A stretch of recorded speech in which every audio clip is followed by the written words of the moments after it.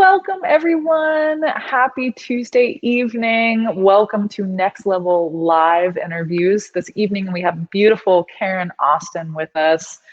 Just such a fun, beautiful human and visionary leader. And I'm so excited to hear more about you, what you're up to, and just connect. So, how are you, Karen? Thanks, Alexa. I'm great. I'm really, really, really good. And I'm excited to talk to you. Yay! Beautiful. So where are you right now? I am in my new office in my new house, which I've been here for 2 weeks. There's nothing on the walls yet. My office is the last room to get unpacked, so it's not pretty in here yet. But yeah, I'm excited to be in a new place. I've moved 3 times in the last 3 years. Oh, wow. That's a lot. That's a lot of change. A lot. I mean, when we've been talking, it just sounds like there's been like massive upgrades and just a lot of shifts for you. I'm an experiencer. Mm. I like change. Beautiful. I'm right there with you, sister. I totally feel that. Lifelong changer. Yeah. Yeah. Yeah. I think, I don't know how many times I've moved. Wow. But I don't know how many jobs I've had. I know it's 30 plus. My goodness gracious. When was your first job? How old were you? I was 15 and I worked at the Westwood Cinema in Jackson, Michigan. I was the popcorn girl, and we wore like short black skirts and high heels and red smocks. Oh my God. Well, because that was kind of like luxury back in the day, wasn't it? It was like right? movies. Yeah, like when Star Wars came out, that's when it was. It was a long time ago. Perfect. Yeah. Perfect. Oh, right. Like the first iteration in the 70s. Yeah. Mm-hmm, Yeah. Yeah. mm-hmm. It's like flight attendants back in the Pan Am days, and then like movie girls in the exactly. Yeah. Awesome. But since then you've moved on. You've done lots of publishing. You've done lots of work with media. You've really had worn a lot of different hats. Yeah. Yeah. I've worked for the Gates Foundation. I worked for Ohio State University. I worked for Franklin University. I've been a magazine editor and a newspaper reporter. I ghostwrite people's books. One time I just decided to go rogue and went to work at Whole Foods for a while because I wanted to see what that was like. And how was it? I had a blast, really. It was when the first Whole Foods opened here in Columbus, and I just was like, well, I want to know more about this company, so I'm going to go work for them. And so I was like a demo person and did marketing, and we did cooking classes. It was really fun. Oh, that's so fun. Yeah, I mean, it was such a phenomenon when it first happened. It was like right. Whole Foods. Right. That's amazing. Yeah, my typical way is to say, I'm going to work for this company, and then I just go there and get that job. And that's kind of the way it's been for my whole career. So you're just like I mean, what I see when I see Karen Austin is like this person that's very curious about life and curious about experiences and never putting yourself in a mold. Like it seems like you're always just sort of experiencing. You're trying new things out. I'm continually reinventing because I get bored. I mean, it's really that simple. If life doesn't give me enough crap, I go find my own. And you've probably found a few mounds of it, probably. Yeah. But it's always fun to dig through, no matter what. Oh my gosh. Well, you call yourself a grief companion and a grief guide, and that's been a big part of your story the last couple of years, especially. But it sounds like it's been woven throughout your journey. So I'd love to hear some about that. So I've been a student of grief my whole life, and it's because my mom died when I was 15, and nobody teaches us how to grieve. You learn it on the fly. And so my mom died when I was 15, and then my brother died by suicide when I was 22. And my mom's death was sudden. So it was like, she collapsed on a Saturday and she died the following Friday. And so there was that to deal with. And also she had married, she and my dad were divorced, and she had married her second husband, who she was deeply in love with, but who also killed his wife and 2 of his kids, and she helped get him out of prison. So, whoa. Yeah. So And I have a story about I was that. I have like a million questions to ask just based on that. We This could just happened. have the entire interview based on that. But But holy the cannolis. grief part of it, like, here, I'm a 15-year-old kid. In the 70s, you just had a bunch of casseroles. Everybody went home, and then there was you didn't go to counseling. You didn't have grief counselors. You just didn't talk about it. So when I look back at it now, I realize I was pretty broken by that. Yeah. Didn't know it, and didn't know it until really after my brother's suicide, and after I had my son, and then all of a sudden I started having panic attacks and. Wow. Okay. So it was like postponed PTSD exactly. situation. Yeah, exactly. Right. So, so I've always been a student of grief. And when Tracy, my husband, was diagnosed with pancreatic cancer, I said, you know what? I don't know how I'm going to get through this, but I'm not doing that again. Because when my mom died and my brother died, it took me years. Like I was angry for years. The panic attacks lasted for several years, and I knew I wasn't going to do that again. So this time I grieved intentionally, and being intentional grief, choosing it versus letting it control me, taught me so much about what we can create even through pain. So it's been an amazing journey, and I think there's also with the suicide thing. I always say that it's like once you have a suicide close to you in your family, or in your family, someone close to you, it's like your energy changes and other suicide loss survivors recognize you. So throughout my life, I've attracted other suicide loss survivors. And about the time I did Discovery at Next Level, I was making a decision that I wanted to do more work around suicide. And right after I went to Breakthrough, I contacted a local organization, and now I'm the board chair for that local organization. It's called LOSS. It's Local Outreach to Suicide Survivors. But what I learned during all of that, Alexa, is that, we suck at grief. We try and avoid it, right? Of course we do. I mean, it sucks. Yeah. It sucks. We avoid death completely. We don't even. Yeah. And so I've always known that we were really bad at suicide grief, and we're really bad at supporting people who had lost someone to suicide. So I knew that, but I was surprised when Tracy was dying that at all the parallels, at all the similarities. So we're just really bad at grief.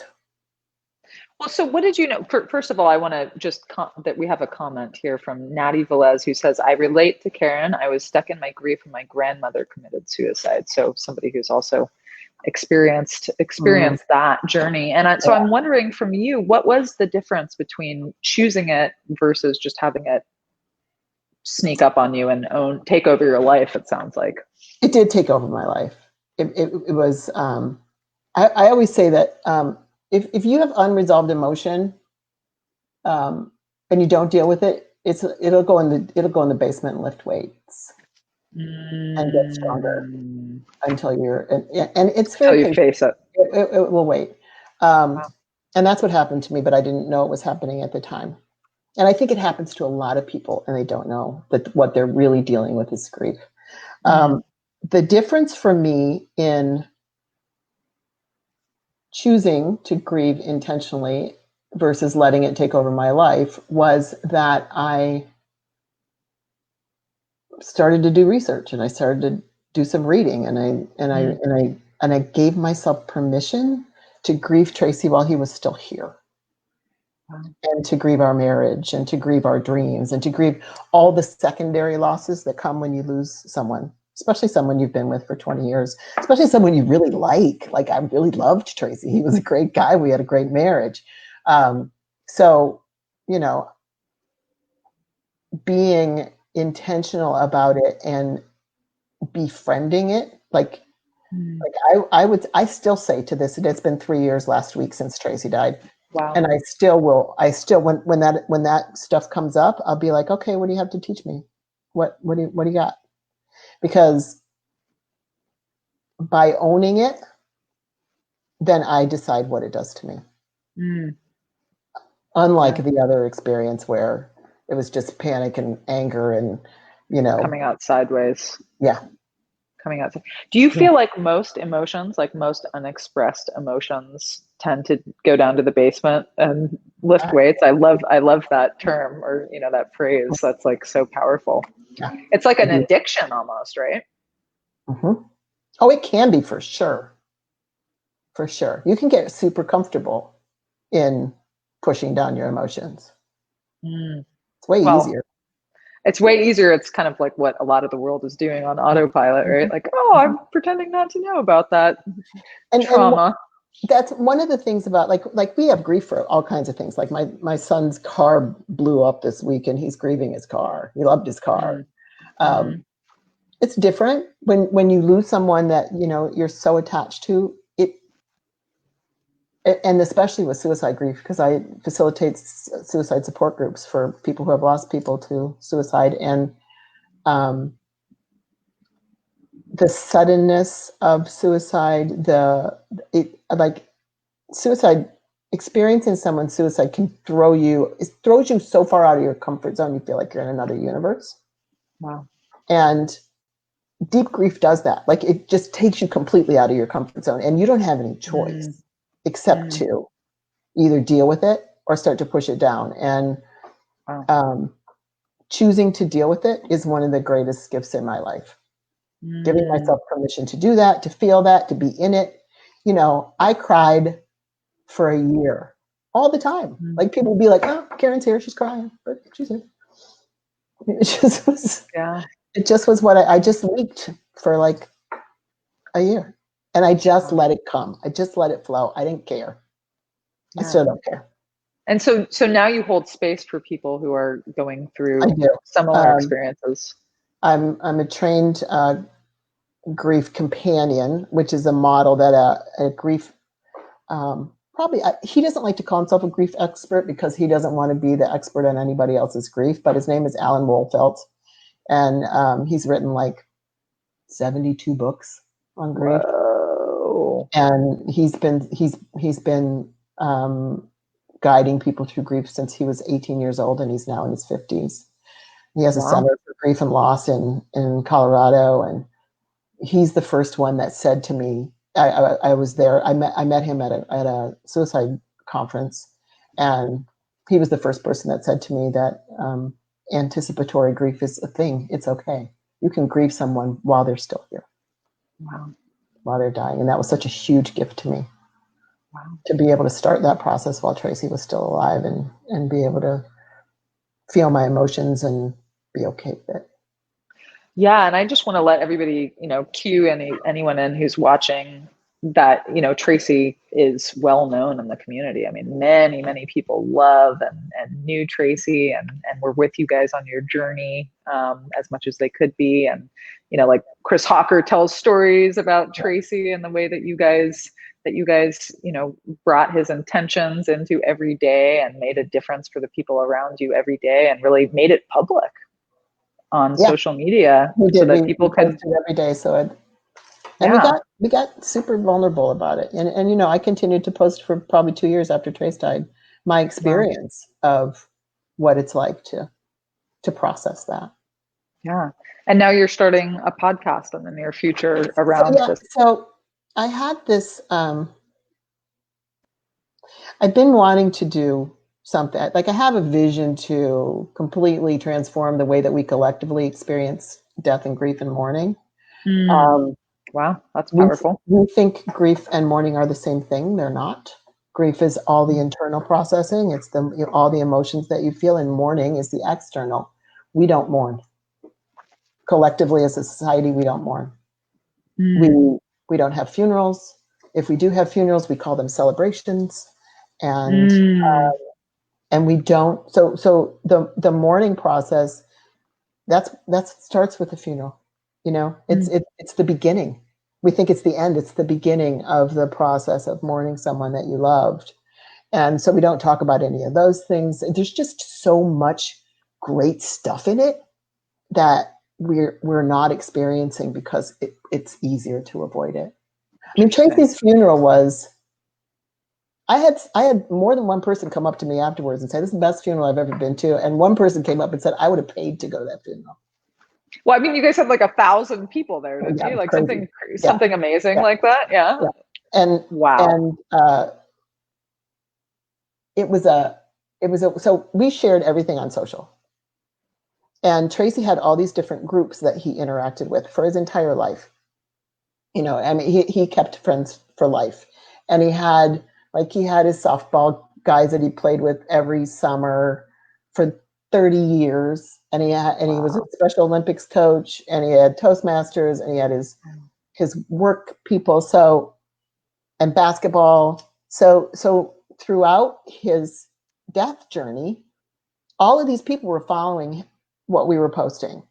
And at the funeral, I had representatives from each of those groups speak. And so they would stand up at the front, they would come up to the front and say, "If you knew Tracy from Special Olympics, please stand up." So all these people that had connected online Wow. while Trace was dying were able to see each other in person if they were That is there at awesome. the funeral. And it created a connection that I was in deep grief, and I still felt the magic, you know? Wow. That's Yeah. Like fantastic. what an impactful Yeah. man and what an Yeah. impactful life you guys had together. That's awesome. Well, and isn't everybody's life impactful if we just were to speak about it in a way that we don't because we're avoiding it? Sure, sure. So tell me, because you're saying that now you're also transitioning, right? You're Mhm. stepping into the next thing for you, and that sounds like you've had some new knowledge around that. So I'd love to hear about like what's opening up for you right now. So I have always been about words. Like, I think when I was born, there was like a thing in my brain that just spelled. It's like I just have letters. Words are Like my the thing. tape, the word tape Exactly. across your Exactly. forehead. Nice. Spelling tests, I was always the first one done.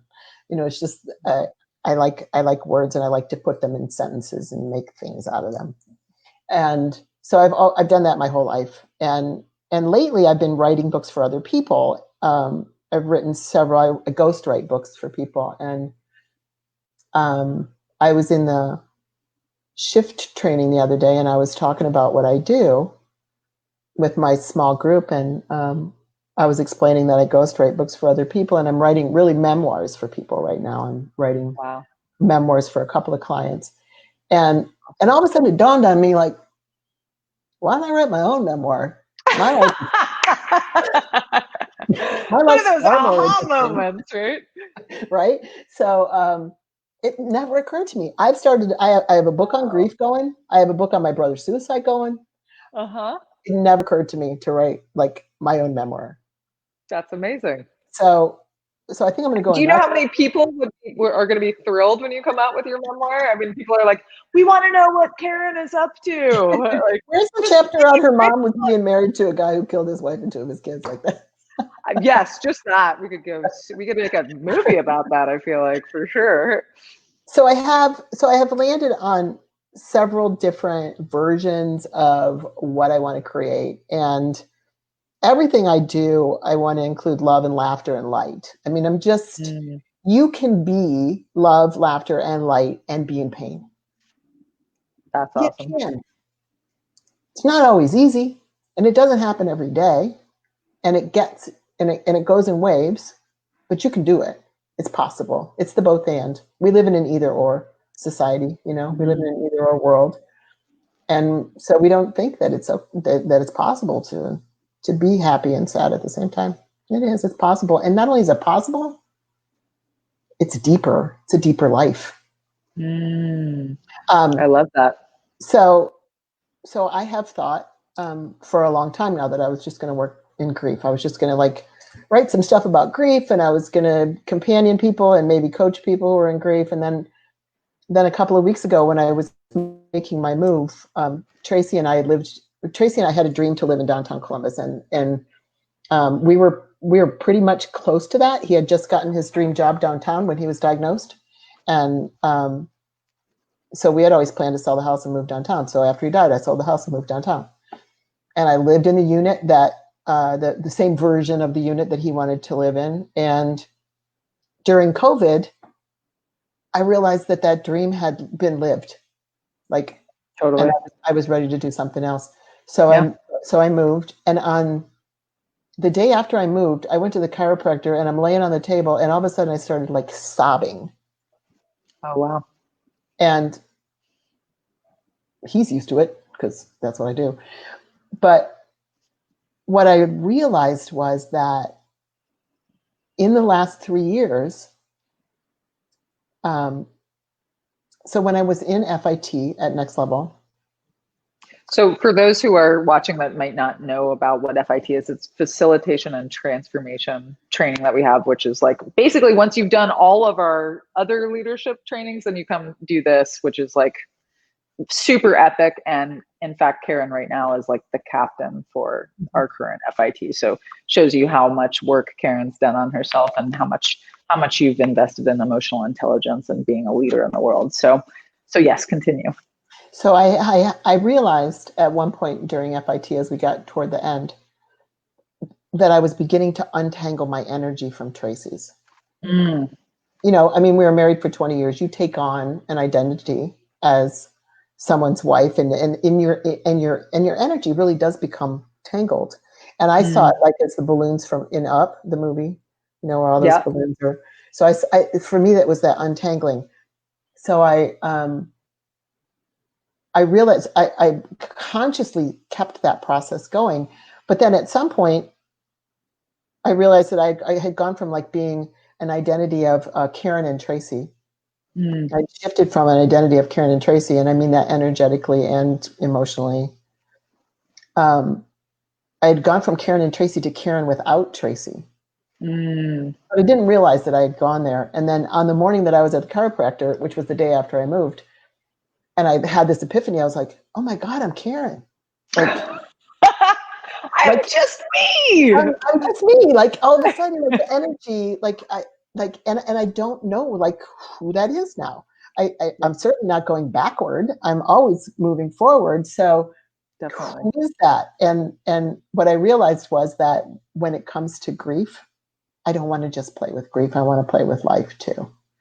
Awesome. I was so happy to hear you say that, because really when I think of you, I'm like, I mean, I think it's great. It's great to have a platform. It's great to have, you know, have things that you've experienced that you want to share with the world. And you are so much more than grief. I mean, look at how radiant and beautiful and, you know, just present you are. I mean, you have you've got like a huge treasure trove of gifts and wisdom to impart to the world. So awesome. I'm glad you're not pigeonholing yourself into that. So am I hearing that when you make your memoir, it's going to be focused on some other stuff too? Oh yeah, but there'll be lots of death and grief in there because I love it. Will it be like the next True Blood? Maybe. Maybe. Yeah, I do have some of the stuff I've written about my brother's suicide is, you know, picking on him in a dark and funny way. Because, you know, that's what siblings do. Yeah, 100%. Oh my gosh. So And tell me, so I think it's awesome. Like, and it goes along with this idea of like a lifelong learner and seeker. And the fact that you came and did Shift was just so delightful, because it's like, okay, here's Karen. She's done all of her trainings, and like, you signed yourself up for Shift, and I don't know, maybe somebody called you up and told you it would be a great idea. But my sense was that you were just like, I'm ready to do some work on myself, and I'd love to check this out and be a part of the community. I noticed something. I coached a discovery. I coached 28 discovery. And I realized at the time, I was like, oh, like I've forgotten the basics.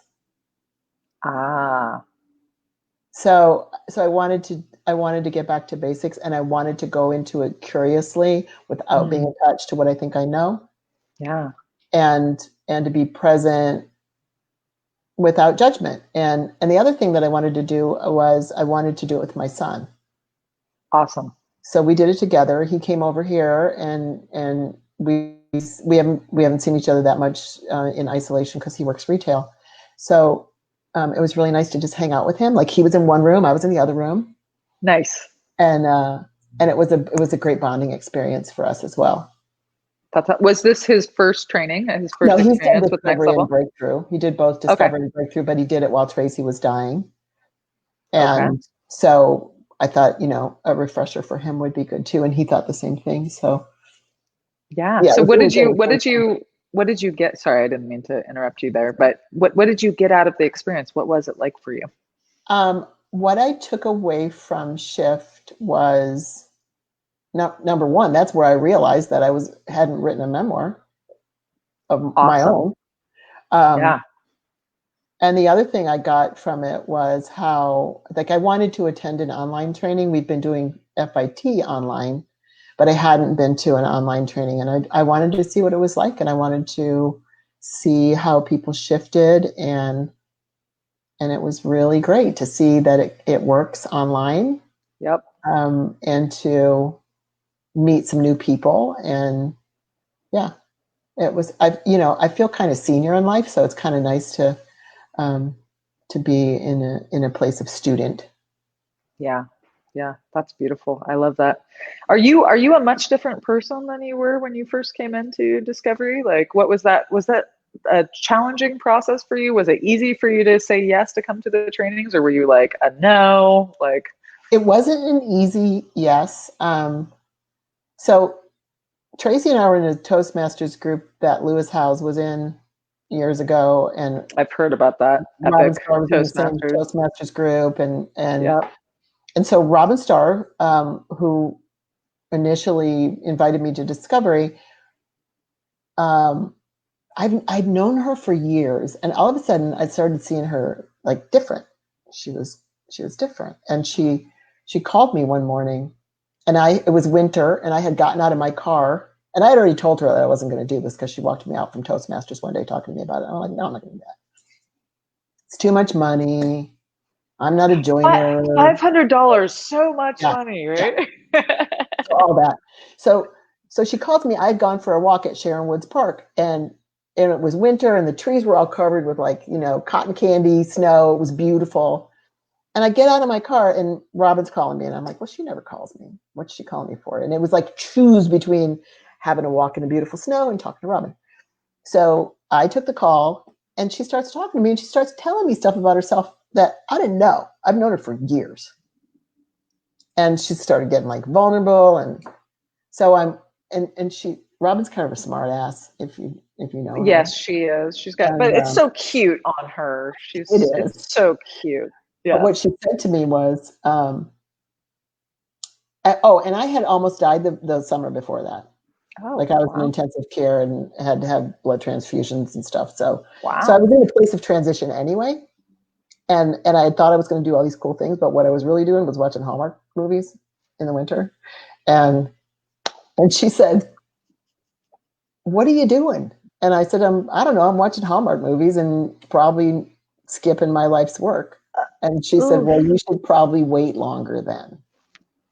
That was her. Oh, that's a good one. So I'm standing, I look up, I've been pacing back and forth in front of the lake at Sharon Woods. And I look up and I'm standing under a tree, and underneath this tree are like 20 robins.